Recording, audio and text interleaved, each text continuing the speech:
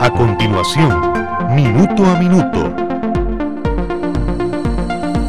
Cuando el instante no basta, el análisis se encuentra con la realidad.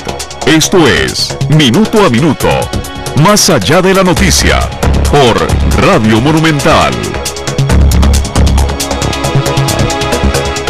Mundial de la Radio. Michelle Mitchell, encantada de poder llegar a sus hogares, a su trabajo, a su taxi, su carro, donde sea que usted esté, porque la radio llega a todos los lugares. Esa es la magia de este maravilloso medio de comunicación. Y queremos, por supuesto, saludarles, enviarles un gran abrazo a quienes nos siguen a través de las redes sociales, porque ahora no solamente nos escuchan, también nos siguen a través de las redes sociales, nos ven a través de Canal 2 de Central de Radios y, por supuesto, usted que nos escucha a través de la radio de Costa Rica, Monumental, en 93.5 FM. Muy bienvenidos. El día de hoy vamos a hablar de un tema que es crucial, una discusión importante en la sociedad costarricense, y es que el reconocimiento a los derechos de las parejas del mismo sexo ha tenido una escalada en los últimos meses. Primero se hablaba de sociedades de convivencia. Sin embargo, se ha presentado en los últimos meses dos iniciativas populares. Ya está en el proceso de recolección de firmas para presentar dos iniciativas populares para reconocer, por un lado, las uniones de hecho, no como están establecidas en el Código de Familia entre hombre y mujer, sino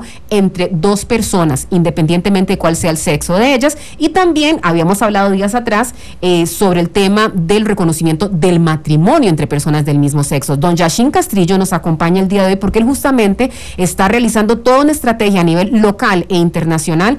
Uno, para que por la vía legislativa se reconozcan las uniones libres entre las personas homosexuales, y a nivel internacional, por supuesto, que el tema del matrimonio. Don Yashin, muchísimas gracias por estar con nosotros.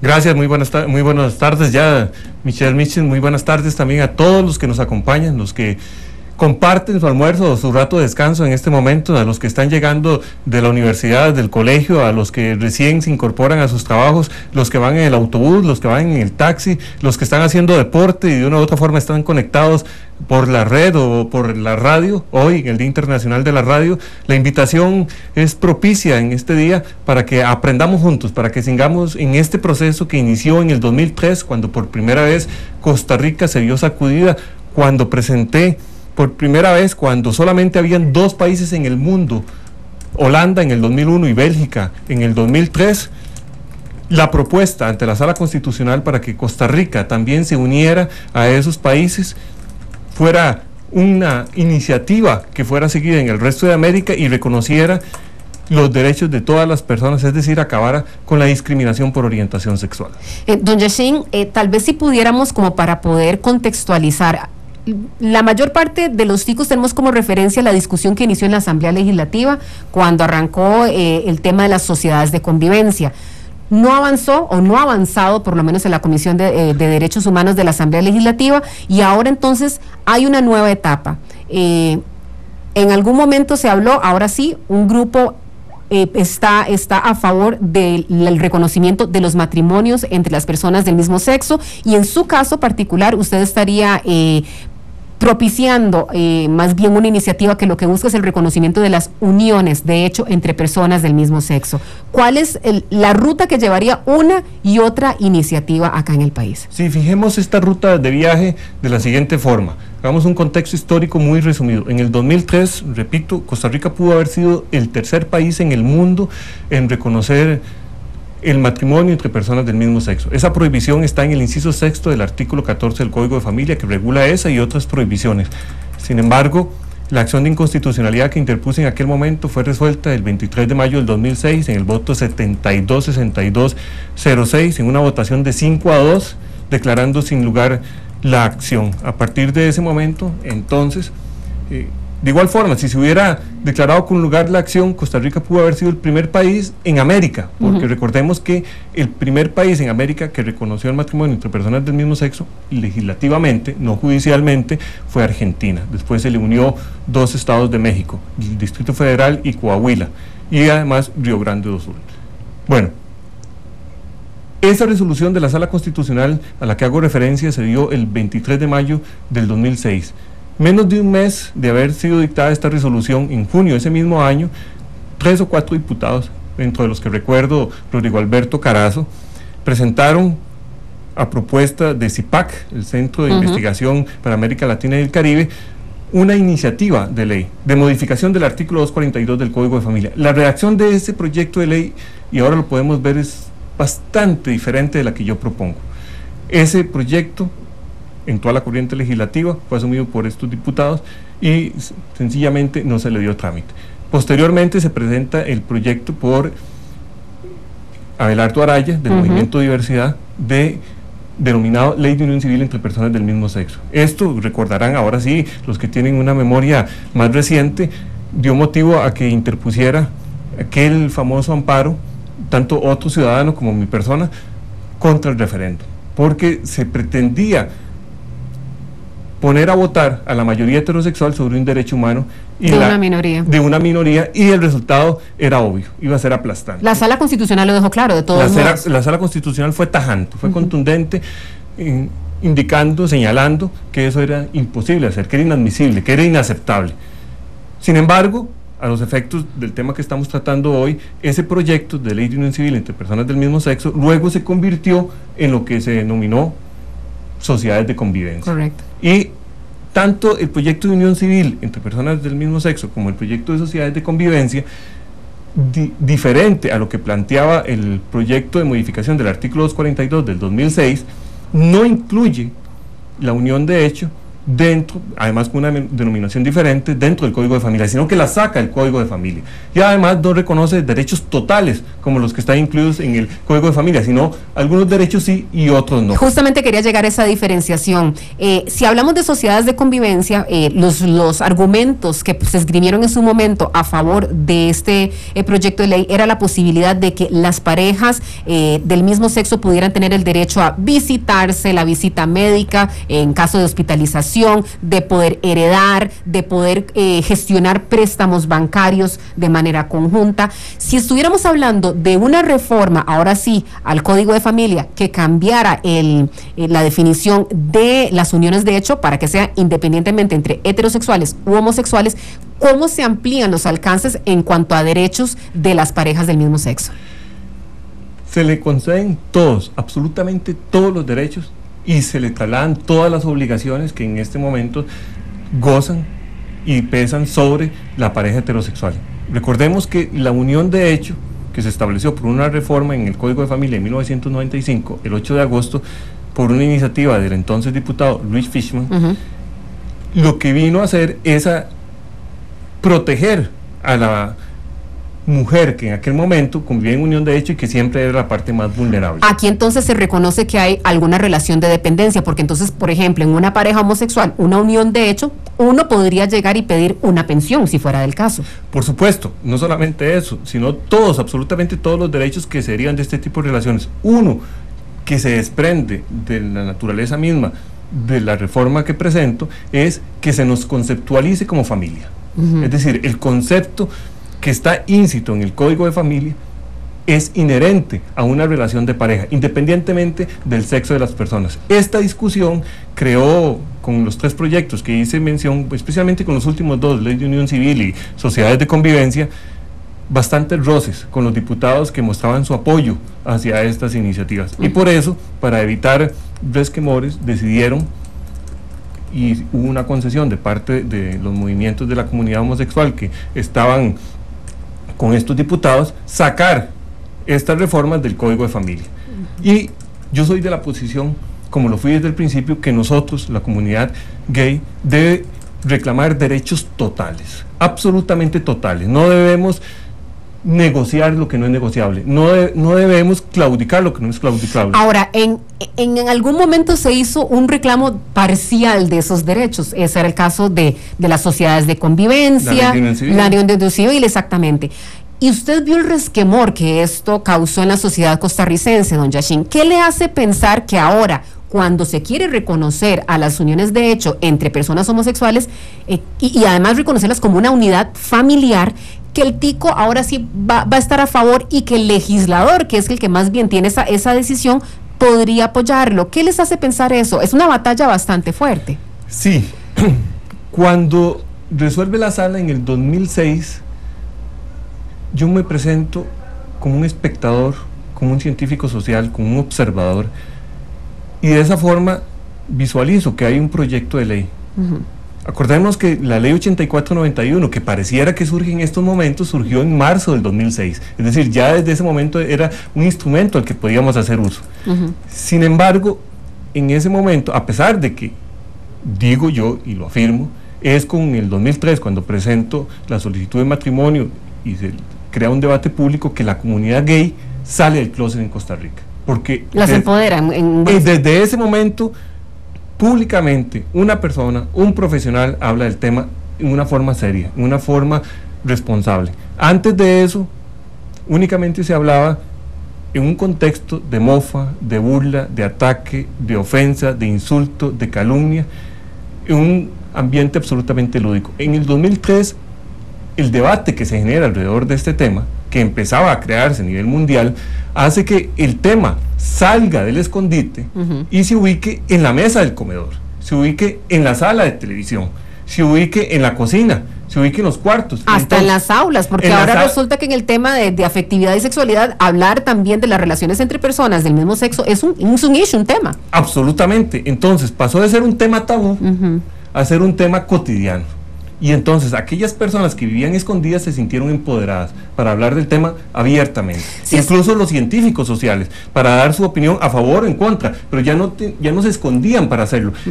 Esta concientización que se ha vivido a partir del 2003, esta salida del closet de la comunidad gay, me convence a mí de que es el momento oportuno, después de haber observado que 3 proyectos que pretende reconocer los efectos personales y patrimoniales de las parejas del mismo sexo, iniciados por diputados y que han fracasado en la corriente legislativa, ya han creado este debate público a través de 10 años una conciencia. Tenemos una generación nueva, tenemos una generación de hace 10 años, tenemos una generación de que los que tienen 20 años hoy, los que tienen 25, los que tienen 30, es decir, los que hoy están terminando el colegio, los que hoy están iniciando la universidad o a medio terminar la universidad, los que hoy son profesionales jóvenes, son los que deciden. Y además, esos mismos han llevado un proceso de aprendizaje con sus padres, con sus tíos, con la generación que está por encima de ellos. Y todos, absolutamente todos los actores políticos hemos aprendido en este proceso. Yo creo que eso es lo que me encanta de la discusión, porque independientemente de que usted esté en favor o en contra, y aquí respetamos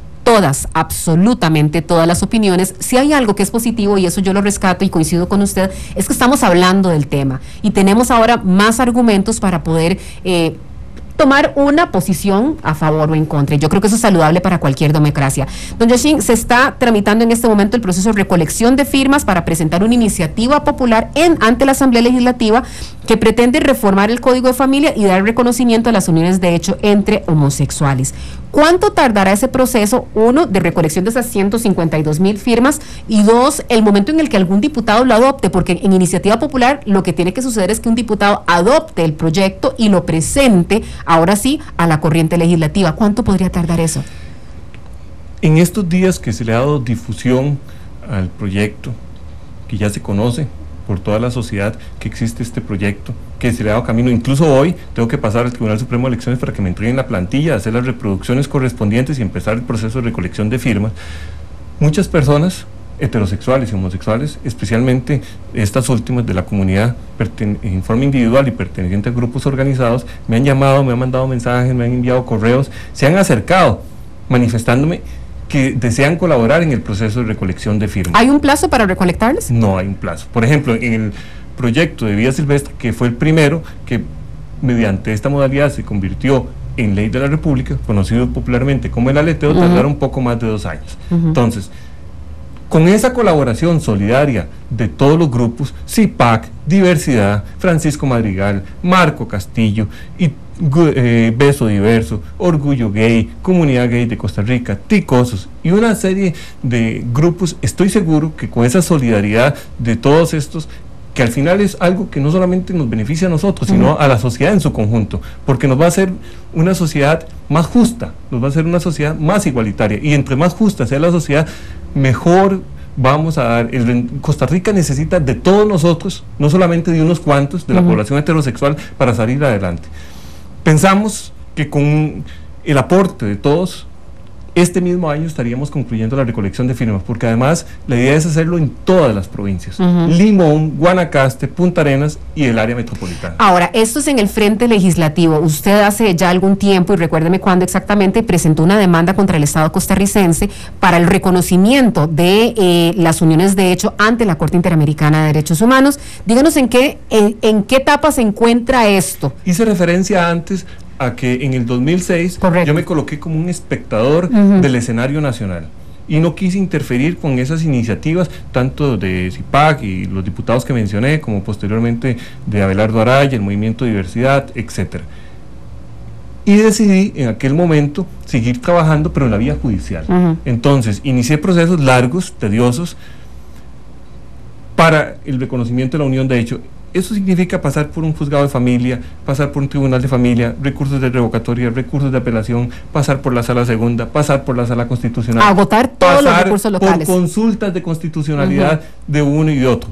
Habiendo agotado durante varios años todo ese trámite, ahora sí, tal como lo exige el reglamento de la Comisión Interamericana de Derechos Humanos, estaba en posición de poder plantear una demanda ante Costa Rica. Esa se planteó en lo que tiene que ver a nivel judicial internacional ante la Comisión Interamericana de Derechos Humanos, en el 15 de noviembre del año anterior, y ya el día de ayer me notificaron que le están dando trámite, y en estos días se está presentando una igual, pero por el matrimonio. ¿Por qué? Y para que no nos engañemos, para que no hayan reclamos de parte de algunas personas pensando que se les dice una cosa y se está aspirando la otra, que se está ocultando una cosa cuando se está presentando otra. No, eso no es así. Estamos aspirando, y yo personalmente he aspirado a derechos totales. Y por eso se hizo el planteamiento a nivel judicial interno ante la Sala Constitucional en el 2003, acción que fue resuelta en forma negativa en el 2006, para que se reconociera el matrimonio. Pero existen dos institutos jurídicos internos e incluso a nivel internacional con los cuales se puede acceder a derechos totales, y uno de ellos es la unión de hecho.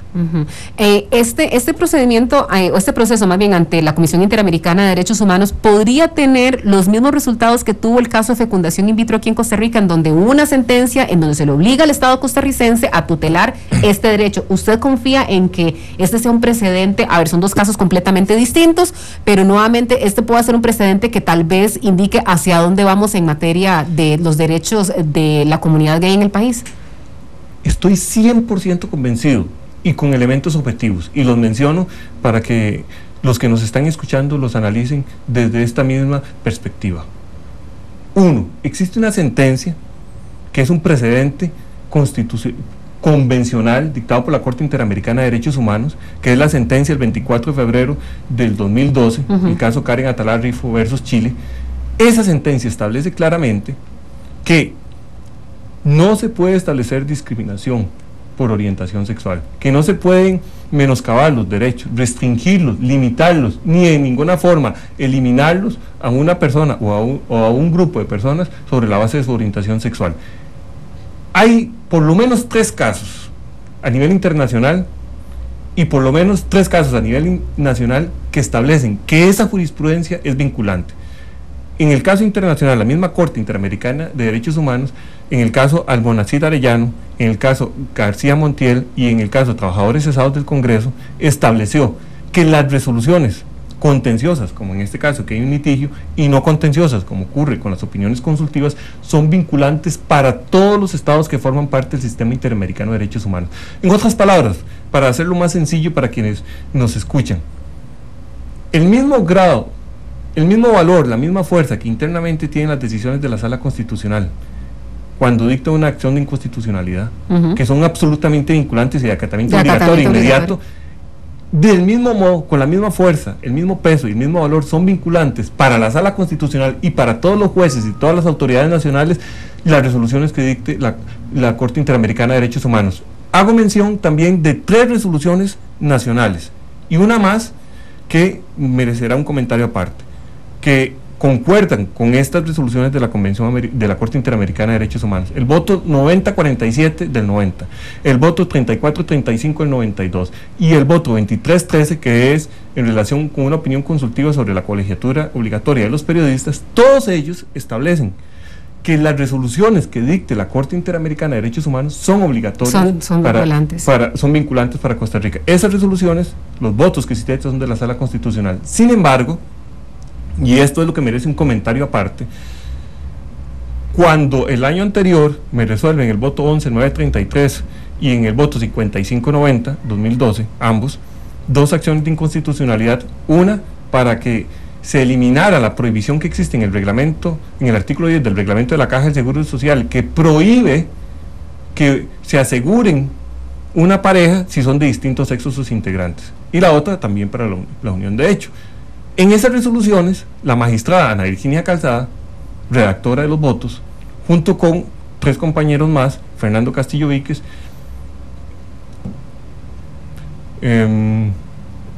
ahorita me acuerdo de los otros 2, establecen ellos ahí que las resoluciones de la Corte Interamericana no son vinculantes para Costa Rica. ¿Le dan la espalda en ese caso? No solamente le dan la espalda, sino que Luis Paulino Mora, presidente de la Corte, es el otro, y ahorita me acuerdo del último, establece o constituye esa resolución que es expresa, tal como lo acabo de decir, lo que el Código Penal llama el delito de prevaricato, y por eso están denunciados penalmente ante la Fiscalía General. Dudo mucho, sí, que don Jorge Chavarría le dé trámite, no porque desconfíe de sus capacidades, no porque desconfíe de sus conocimientos, sino porque lo vimos desfilando en el caso del magistrado Fernando Cruz a la par de ellos, cuando su investidura lo obligaba a mantenerse lejos de esa marcha, dándole su apoyo, porque eventualmente podrían ser en un momento determinado, y ya para ese momento lo eran, sujetos que estaban dentro de un proceso. Yashin, en 30 segundos, porque ya se nos fue el tiempo, pero aquí una pregunta de Iro 10, dice, la igualdad es esta, toda persona en Costa Rica tiene derecho a casarse con alguien del sexo opuesto, somos iguales ante la ley. Y después Iro también dice, y la pregunta es, si en unión de hecho la mujer es la parte vulnerable, según lo que usted nos explicaba al principio, ¿qué se busca proteger? En esa figura de 2 hombres, ¿quién es el vulnerable? En esa figura de 2 mujeres, ¿quién es el vulnerable? Desde el punto de vista objetivo, vulnerable siempre es la persona, hombre o mujer, ya sea que la pareja esté conformada por 2 personas del mismo o distinto sexo, que se encuentre en una situación de desventaja. Puede ser patrimonial, desventaja física, de escolaridad, de edad, puede ser, etcétera, etcétera. Hay muchas situaciones con base en las cuales se puede constituir una situación de desventaja, de vulnerabilidad. Bueno, esa persona que se encuentra en esa situación, independientemente de su género, calza perfectamente dentro de la parte más débil, y esa parte debe ser protegida. Quisiera agradecerle profundamente, don Yashin Castrillo, qué capacidad de síntesis para un tema que por supuesto continúa, y estaremos nosotros aquí en Noticias Monumental y en Minuto a Minuto dándole seguimiento. Gracias por haber estado con nosotros hoy miércoles 13, Día Mundial de la Radio, que celebramos por todo lo alto acá en Central de Radios. Mañana, si Dios lo permite, tendremos otra interesante entrevista. Feliz día. Cuando el instante no basta, el análisis se encuentra con la realidad. Esto es Minuto a Minuto, más allá de la noticia, por Radio Monumental.